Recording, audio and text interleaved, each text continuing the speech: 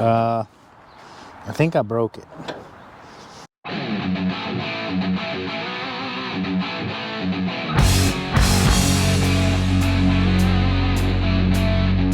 So, 1980 Plymouth Arrow supposedly runs.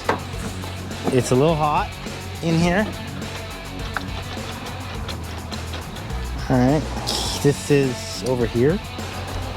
Okay, it's a little smaller than I thought.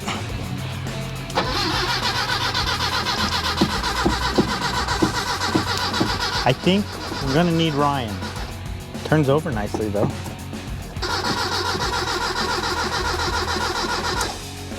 Need some fuel. That's the new gas tank, but it has gas from what he showed me. I don't know how any of this truck works apparently.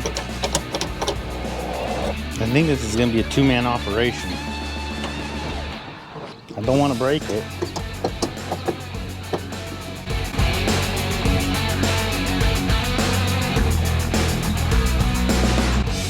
Got the thing popped. So now you can see the gas tank that was on the seat is also duplicated by this over on this side.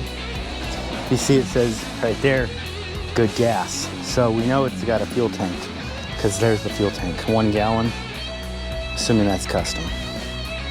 Let me know in the comments if that's not custom.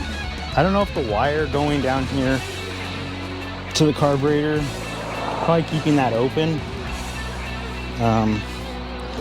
We'll probably start if we dump some fuel down it. Probably do that tomorrow. Now we got nothing. We went from something to nothing. That was fast. All we did was open the hood.